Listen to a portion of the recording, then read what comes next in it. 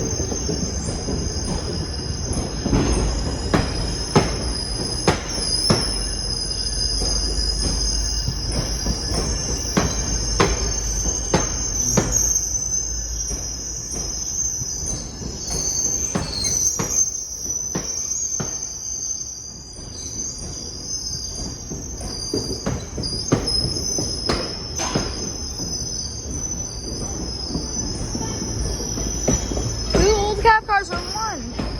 Oh, that's good.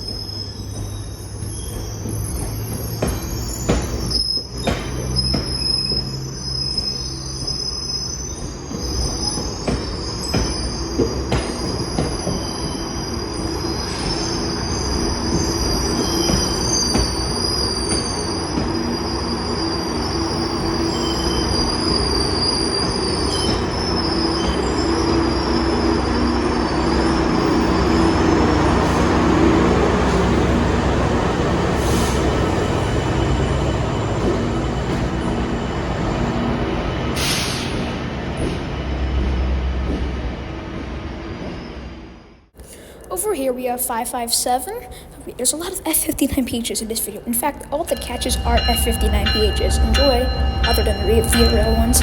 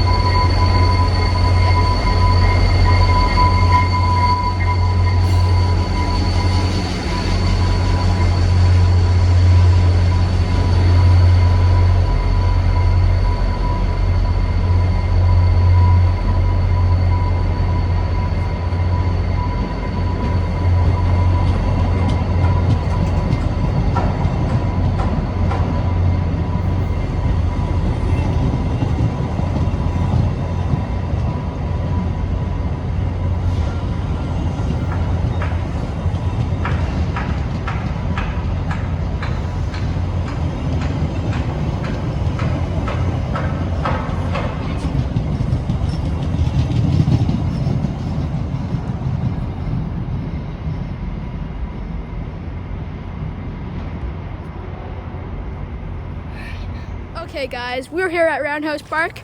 We have a GO locomotive over here. I know some abandoned tracks, and I am here with John's Random Train. So we are here at Roundhouse Park. We'll show you the F50. Oh, there's like a model track. Yeah. Actual trains go on here. You see here, you can ride it. It's a train ride. But anyways, we're doing the intro here at Roundhouse Park.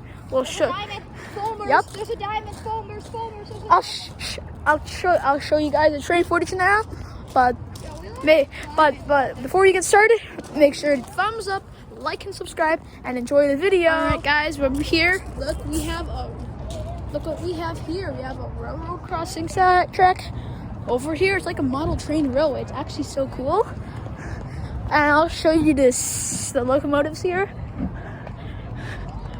And then we also have an actual railroad crossing. Let me take a picture. An actual railroad crossing. Next, I'm going to show you guys the locomotives. This is actually such a cool museum. I have not been here for a GO Transit F59PHs. Yeah, let's go there first. I have not been here for a very long time. But then again, let's get started. Enjoy. All right, guys, so we are here. We're here. We're going to climb up CN 4803. Here we go. GoPro video. Here we are. I'm gonna climb up this wall. Here we are. CN 4803. This is not trespassing. It's legal, but it's illegal to go here. Let's climb up here. Whoa, that is ancient. I'm gonna show you guys something. Show you inside here. It's sick.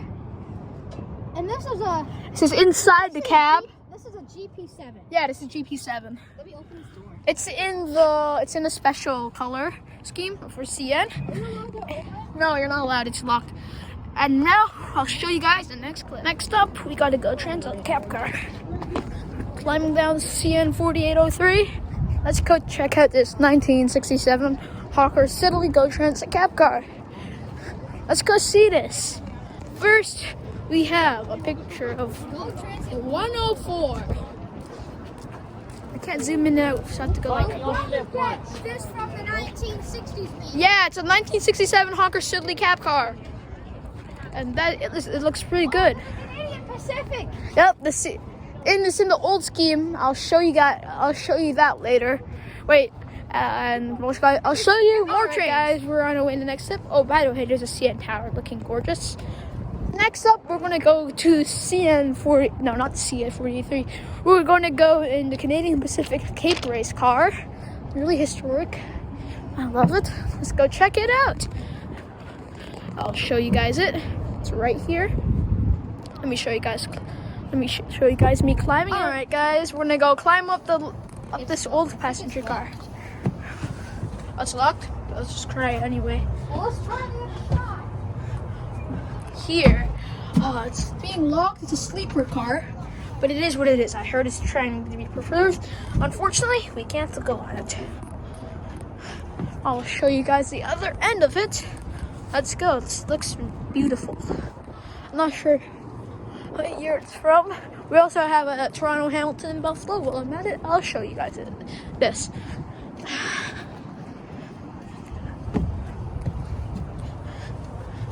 And it's also locked. Really? I'm going to show you guys something really interesting from here. We have CP. We have a Hudson Steam Locomotive 6213, and we have a crane there. Switcher locomotive, and we also have a Canadian Pacific.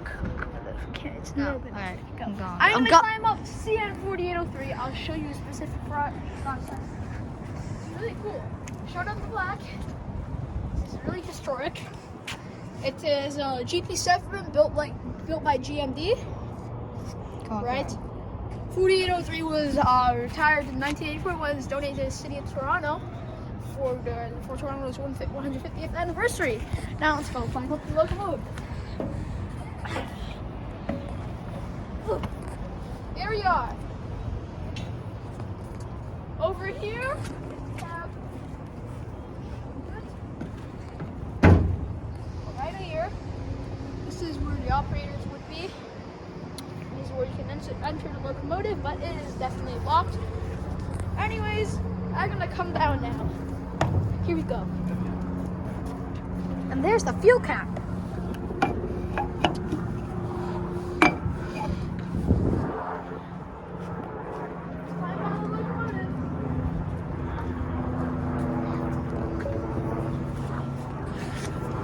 Yo, dude, can you film me doing something?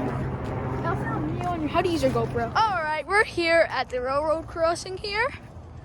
For not just for this here, but for this. There are actual barriers.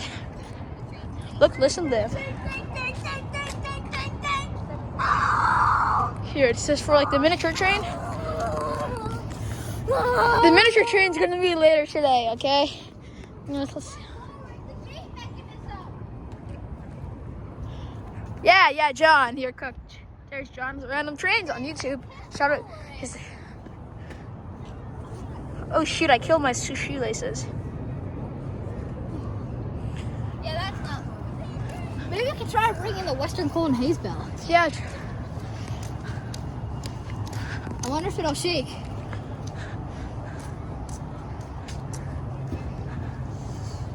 Okay, there goes John.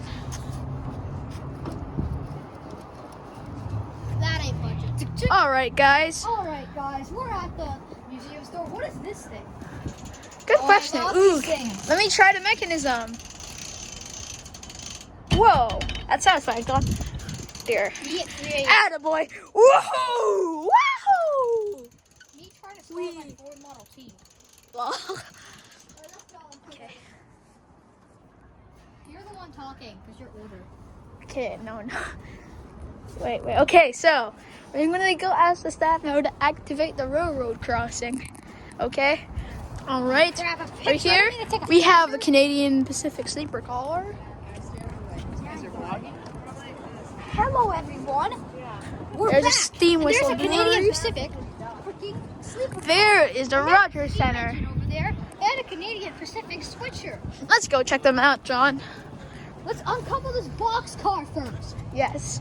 There's also a ginormous turntable over here. Let me show you guys this. Right here, this is the ginormous switch. Very historic. And there's some interesting mechanisms there. Anyways, let's go start with uncovering this boxcar. Ooh, rails. How do you... I have shorty on this. Wee! Not that bar. Oh, wait. Unless we go under this gate. Grab an idea. Oh God, never mind. Oh yeah, sure.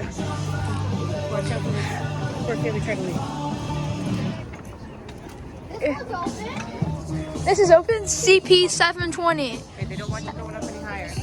This is CP 7020. So like, I'm not sure. I think this is a switcher locomotive, right? I want to go climb up it.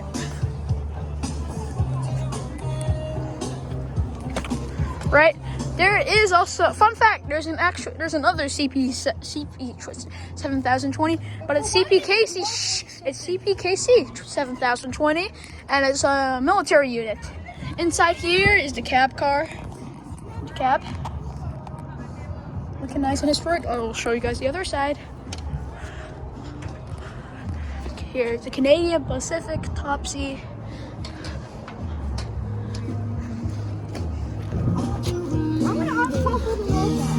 Okay, John, you do that. And we also have, here's the plate. Canadian Pacific. And for one last time, we'll take a pot look in here. It's looking good. Anyways, we'll take a look at the other stuff we have there. If you haven't already, make sure to like and subscribe. I shouldn't ask you. What? Decouple and decouple it again. We're gonna couple and decouple the locomotive. What if he wants to climb any higher? We didn't want you climbing in the Here. So hand. This happens when you try to decouple the locomotive. I'm gonna do a close up. Anyways, we'll go take a look at other stuff they have there. We're gonna go to the steam engine. Oh, we found something here. We found a Plymouth cordage compressed air locomotive. Air locomotive? I've never heard of an air locomotive. This was built in 1906. This was retired in 1956. There's the inside, for anyone wondering. Here's the number. HK Porter Company, Pittsburgh, USA, number 3500. Hey, John! John! He's autistic, maybe. You never know. Anyways, we'll take a look at more stuff. Here's a look at the simulator they have here. Here's John. Yeah, I'll show you how to do it. Can I do it after him? Yeah, sure. So, yeah, just make sure you do it. There's also a GO Set 700. Oh, this is one of their older locomotives. I forgot. It's like a GP60. I'm not sure what locomotive it is. But here's the end, and here's an old GO bus that they have. And you have the modern day double deckers, and you have a lot of the old cars. Then you have MP40 605, which is kind of decoupled, and I show you the bus. And then you have the MX cars, the Metrolux cars. There's a bell and horn right there. Anyways, that's a cool. So that's something cool they have. And there's some facts. There's John driving the train simulator. These are the controls. It's really cool.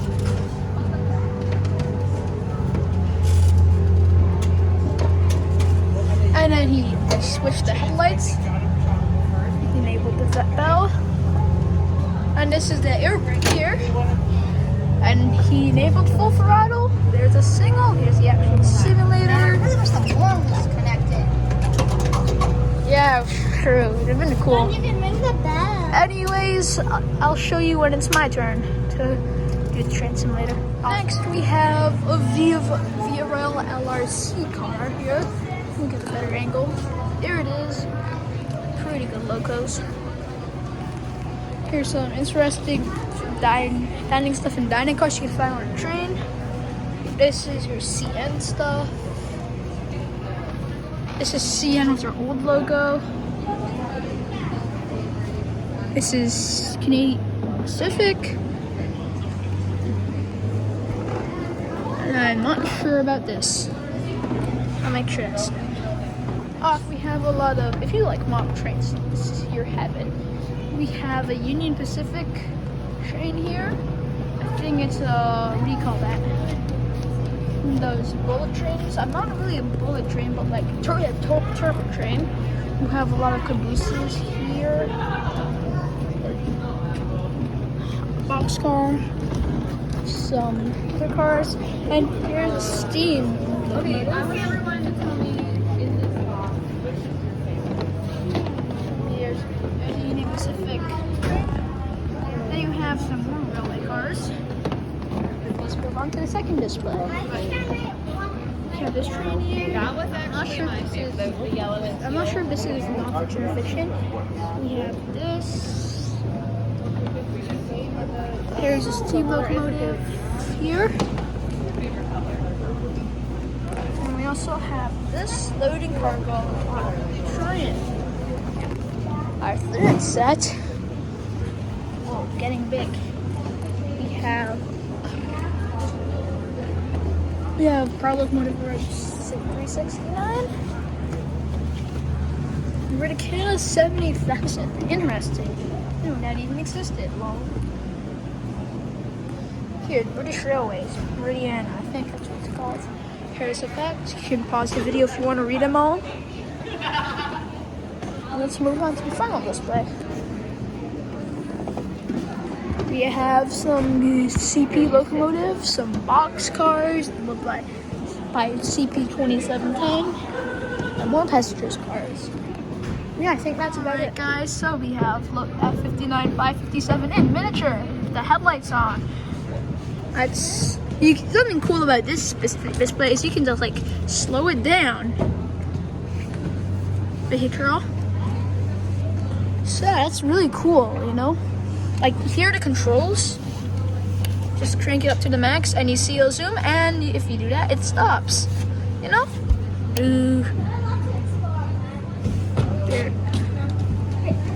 There it goes.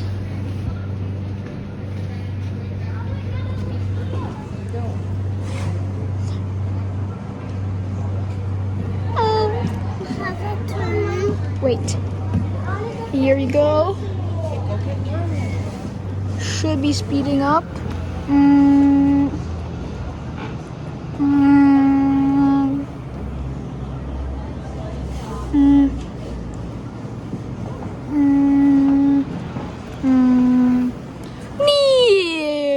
Reverse.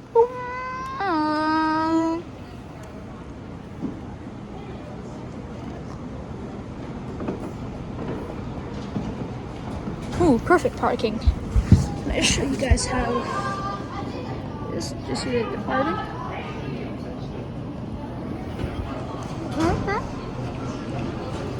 And there it goes. And yep, that's it. It's back at it again. Yo, okay. Actually, I won't film myself then. All right. Here's John's Random Trains. Let's get going. I'll show you guys the screen. Here's the train simulator. Let's totally blow the horn that doesn't work. Haha, it's troll. Nah.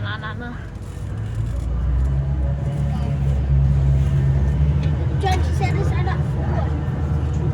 I know how to drive. I don't need an employee.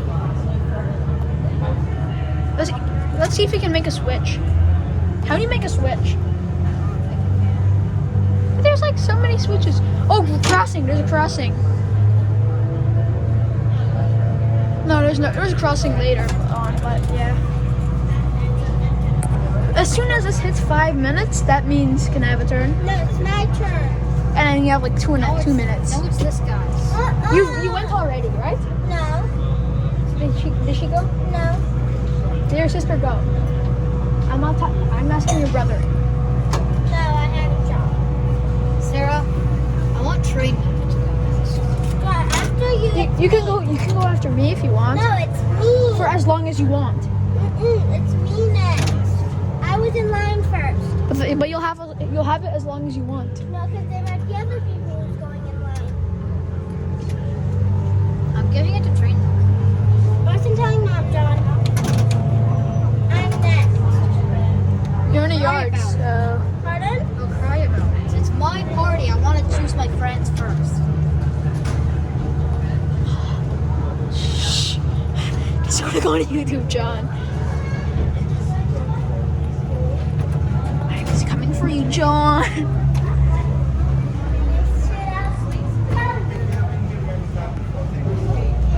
Why can't I choose who I wanted to pick? But there's other people waiting in Clear. there. You've already been on wax.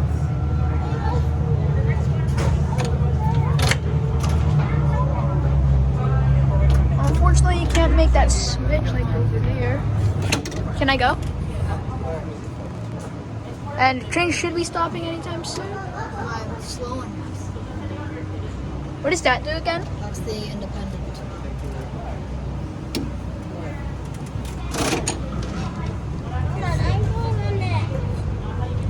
Who's going next? I'm confused. Who's going next? Sarah, Who's going next? Did she return it? You had your turn yet? John, you need to do nothing. You've already had your turn.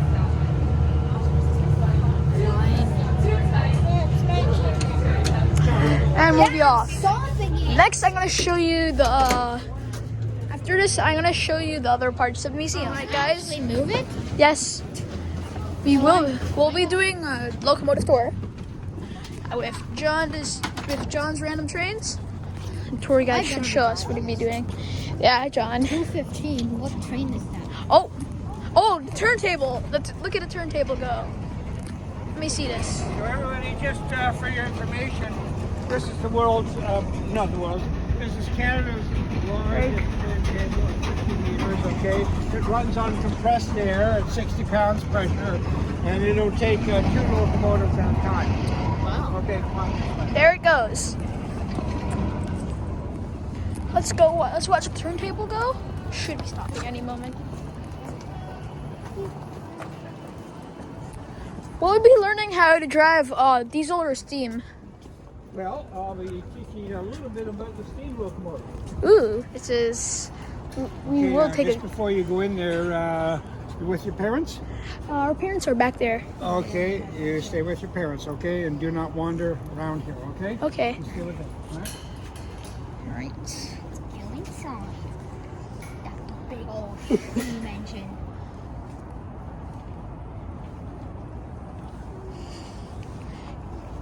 CN6213. Ooh, it's a big beauty. Okay, folks.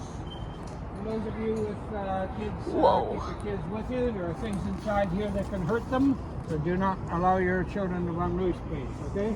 Just in here and then to the right, please. Watch your step. Whoa, CN6213. Close up at a steam loco.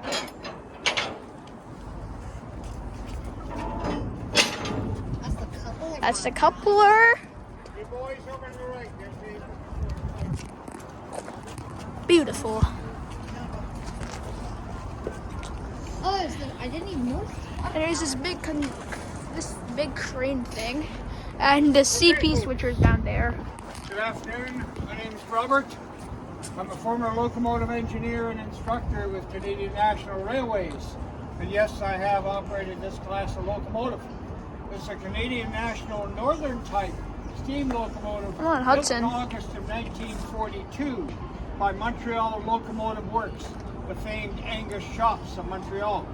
So she stands just over 17.5 feet tall, 13.5 feet wide, and 87 feet long back to the end of her coal and water tender at the back. The total all-up weight of the locomotive plus the tender combined weight, it exceeds 970,000 pounds, Wow. or 485 tons. So she's a big girl. If you want to come in closer to the front here, I'll show you how she works. Coupler bar. Starting with this. Oh, I love my job. So this is the Class C coupler. When you pull the pin, the knuckle, that's this part here, opens. When two trains come together, the knuckles close and the pin drops. And that's your locking mechanism right there, okay? That's how she works. The pin itself extends right down through the entire length of the coupler, so the weight and the forces are distributed through the entire coupling knuckle right here. So the Class C coupler was in service until the late 70s. Rocks out of the way, and it did that very effectively. You see, it's just a short distance above the rails here. Very few things, if any, go underneath the locomotive, but you can bet that anything that does go underneath there is going to get pretty much pulverized. Right above we have the headlight that'll light up the track for a quarter of a mile ahead of the train. Above the headlight we have two small lights there and two jack stands. Headlights. So those two lights are called class lights, and class refers to operating priority of one train over another. For instance, if you are operating a train that is not listed in the current schedule, you are said to be operating an extra train. As an extra train, you will show two white flags by day or two white lights by night. Similarly, if you're operating a second or third follow-up section to a regularly scheduled passenger train, you will have slightly higher priority. You'll show two green flags by day or two green lights by night. The purpose of this was as much for the station attendants along your route who had to know exactly what train they had sitting in front of the station at that particular time, whether to let you go or to hold you for possible conflicting traffic. Up above the cross lights, you see a large black mineral cylinder. That is the feed water heater. The feed water heater is part of the superheater system that superheats the steam to temperatures approaching and sometimes well above 400 degrees Fahrenheit. So the steam system is what I'm going to show to you next. Come on with me right around this side of the engine. Let's go. Watch that giant hole in the ground. Don't step in there or you will disappear. Yeah. Whoa, this is Right beautiful. here, right here. Okay. So, ladies, have I got a kettle for you? This is the steam cylinder. The steam cylinder maximum pressure is 250 pounds per square inch. However, normal operating pressure is between 150 up to 215 psi. So, quite a bit of pressure inside there. And if you can imagine how many square inches are inside of this chamber, you can imagine it's a lot, several hundred tons of pressure at any given moment pressing out there. So the way this works, this is the last time that this pressure chamber was certified, 25th of March 1959. This locomotive was brought out of service in 1966. And since certifications happen generally about every 10 years, this locomotive never made it to its next major inspection. There are, however, interim inspections after 5 years. Now, the locomotive that I operated, number 6218, she carried on to 1973. So she did receive a follow-up inspection and passed with flying colors. So the way this chamber works, there's an upper and lower horizontal chamber. We have a channel up top, bringing the steam down into the upper chamber. There's also a third part of that channel at the back that brings the exhaust from the back bottom of the lower chamber up through the back channel and out the smokestack at the top. So the steam that comes into here instantly expands because it's under high heat and pressure. With a piston that is connected to this articulating system here super compresses the steam. The steam is immediately channeled down into the lower chamber where another piston has just moved into this position right at the same time. Again, once again, the steam being under very high heat and pressure pushes against that piston. When that happens, the piston pushes against the piston rod right here. The piston rod is connected through this linkage to the main side rod. The side rod connected through this large bushing system to the main driving rods that turn all four driving wheels on both sides of the locomotive either forward or backward, excuse me there, guy, according to whatever gearing I have selected. Down at the bottom of the steam cylinder, we have the cylinder cocks. The cylinder cocks are opened by me on this side of the cab. The locomotive, a North American locomotive engineer in North America, sits on the right side of the cab. So I reach up to my upper left, open a valve, out comes the steam on both sides to lower the pressure inside the steam cylinder. That's one of the primary methods that we use to keep the pressure under control. Now, as a locomotive engineer, I have a second use for the cylinder cocks. If I happen to be approaching a passenger station and I see a whole bunch of passengers with their noses over the edge of the platform, way too close for their own good, then open the cylinder cocks, out comes the steam, and everybody gets rehydrated right on the spot. You know. Works like a charm. Okay, so come on back here to the driving wheels. Yes. Disappear down there. Whoa, this is a beauty. Guys, stay back here. Oh.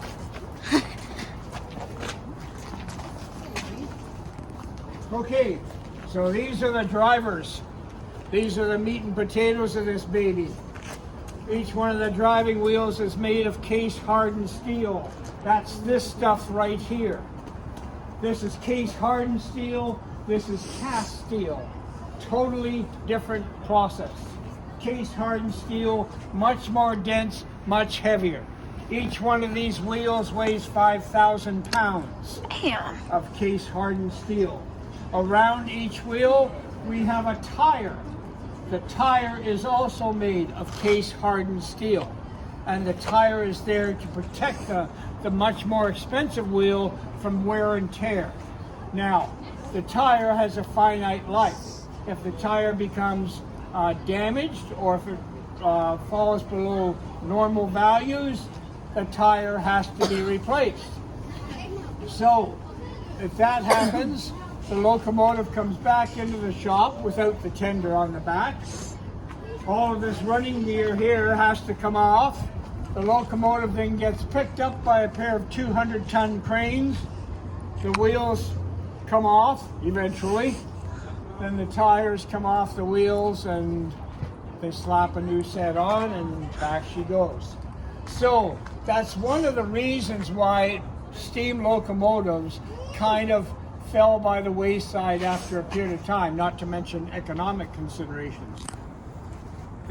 These type of locomotives are labor of love. They love labor and lots of it. So extremely expensive comparative to a diesel electric locomotive, which is much more efficient. And I'll go into that later. When was the last steam engine in service for regular service? In regular service? Okay, well, the dates that I gave were the dates that they stopped using them in passenger excursions, like rail fan excursions sort of thing. So the time that they actually left revenue service, like regular service, would have been maybe 4 or 5 years prior to that. The same thing with 6218. She actually retired from regular revenue service about 10 years prior to the time that she actually retired.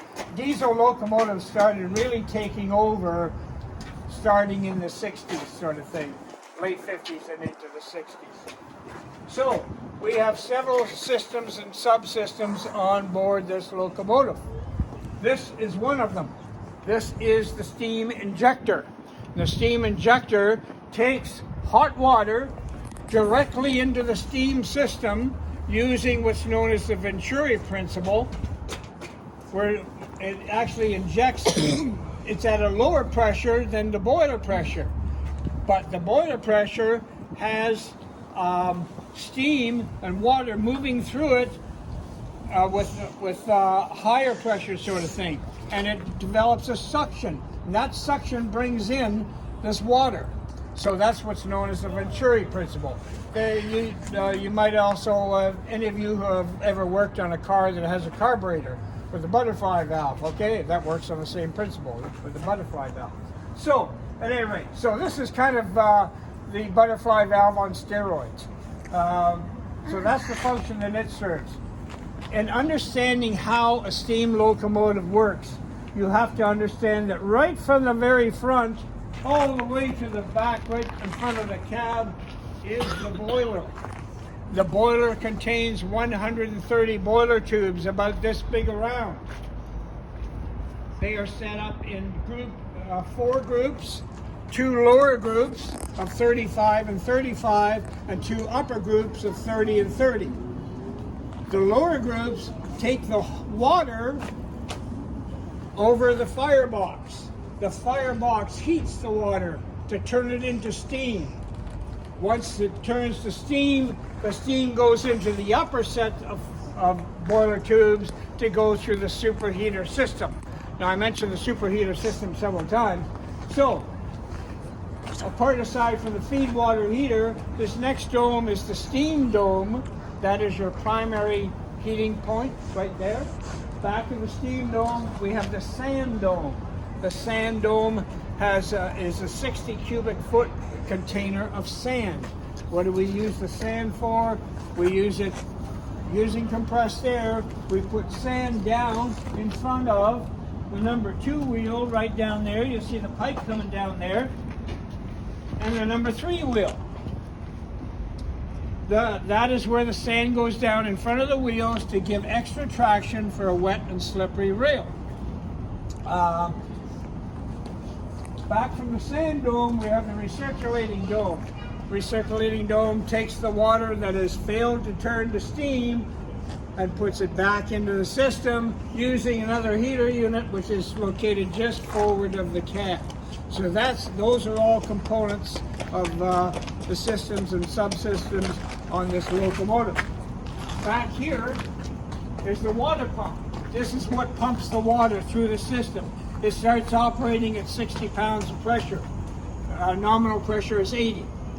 This is the air compressor. The air compressor not only feeds the air brakes, but also the compressed air systems on board this locomotive, of which there are several. There is a matching set of water pump and compressor over on the other side of the engine. However, there's only one injector. Come on back with me here, Don. We use 3 grades of coal, top grades of coal, carbon-bearing material, bituminous, anthracite, and refined anthracite. They burn hotter and they burn cleaner. So, if you're the fireman of this engine, you want to pile your coal high up at the front of the firebox, sloping down gradually as you get back towards the cab. So how do we get the coal from the front of that tender back there up to the front of the firebox? We have 2 methods. Number 1, operated by compressed air. We have an auger, an Archimedes screw that brings the coal up from the front of the tender right up through the center of the cab, right up below it. And where a second compressed air line blows the coal right up into the front of the firebox.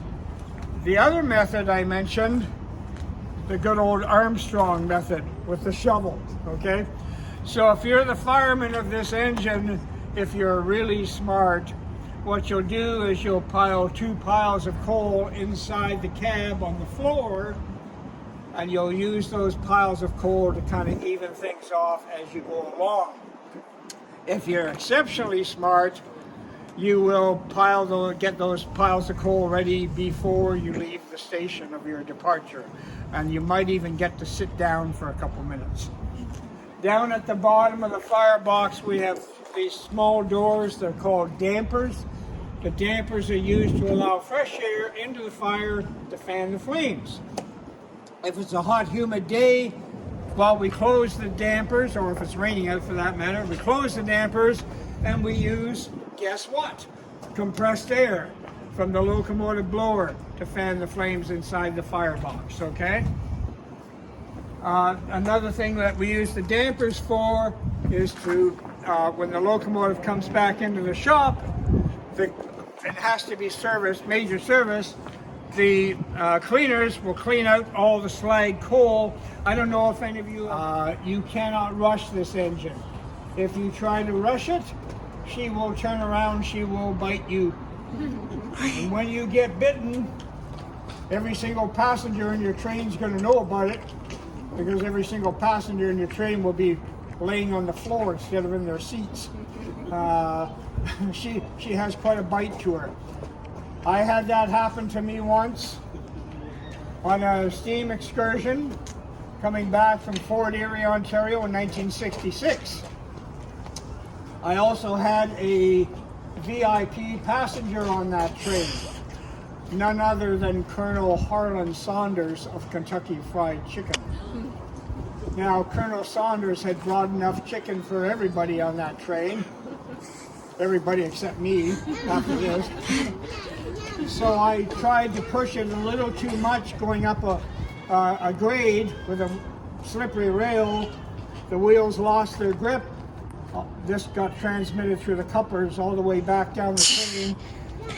Next thing I know, back then we had two-way radios. They were kind of like the size of a briefcase with a shoulder strap.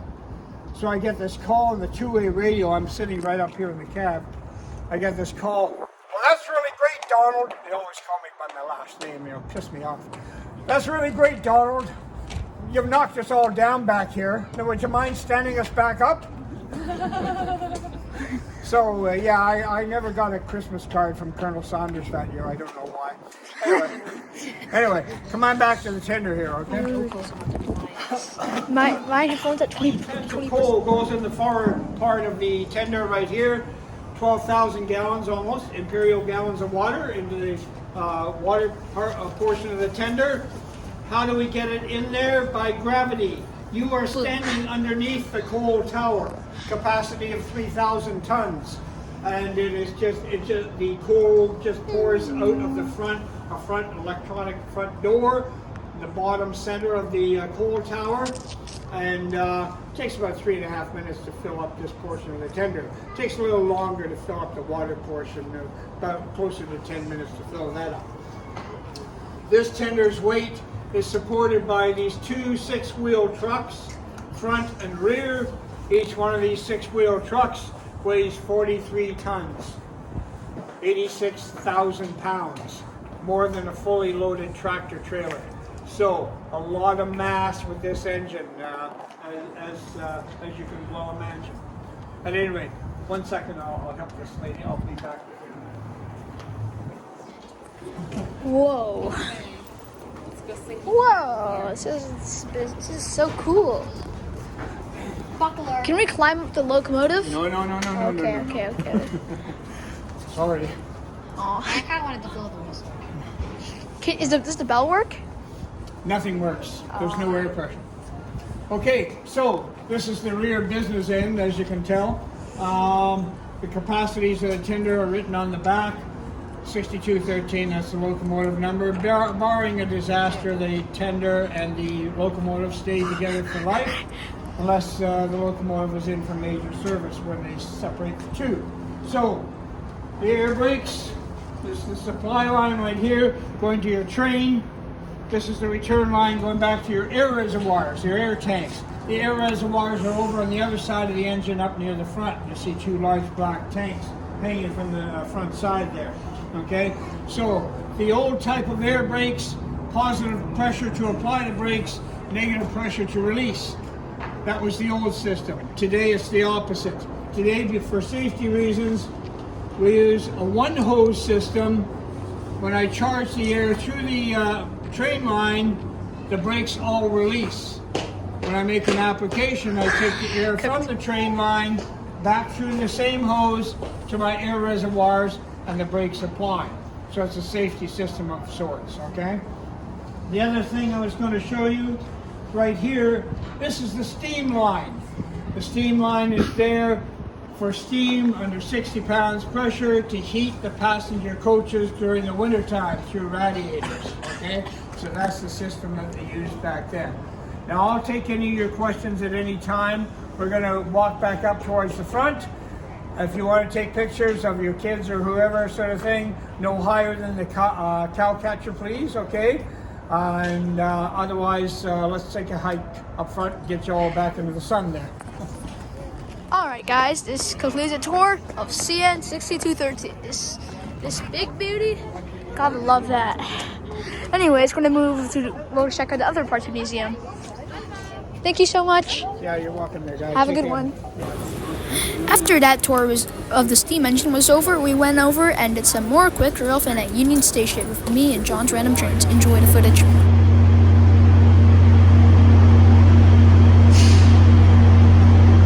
Film now! Record!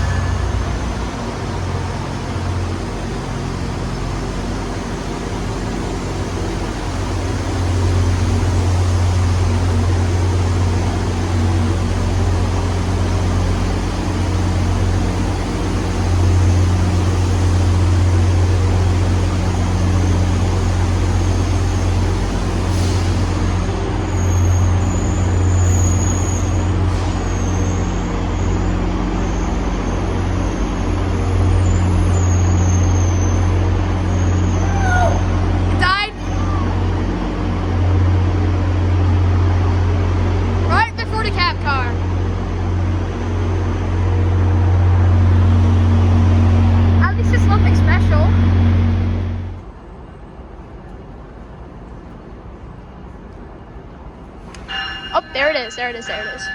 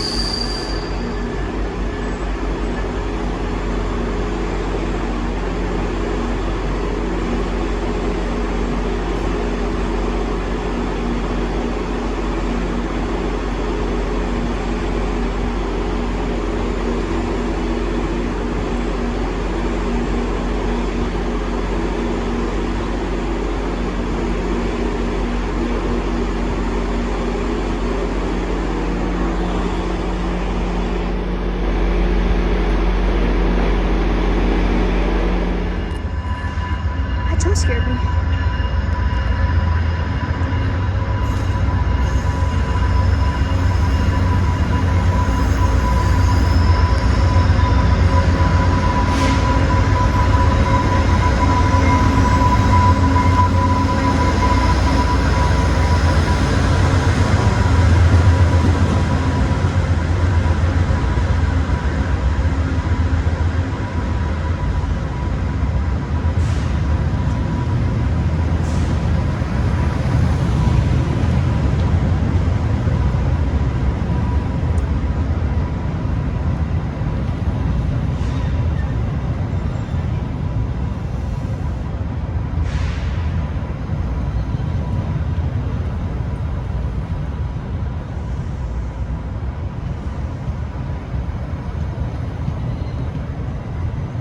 Ayo, there's a dump car?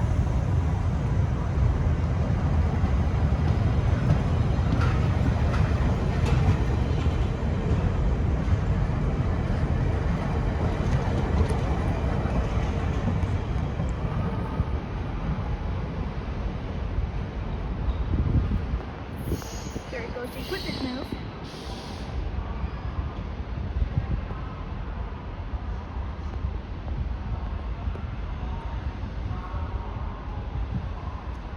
Alright, I hope you enjoy this special rail fanning with John's Random Trains. Go sub to me. I have less subs Yes. than him. Yeah. Go sub to him, not me. Actually, you should sub to me. I need 100 subscribers. I hope you enjoyed this extra long special video. See ya, everyone, in the next video. Bye. Oh yeah, by the way, John, you should catch that. You should catch that GO Train. I've heard there's an F59 up there. Go catch it.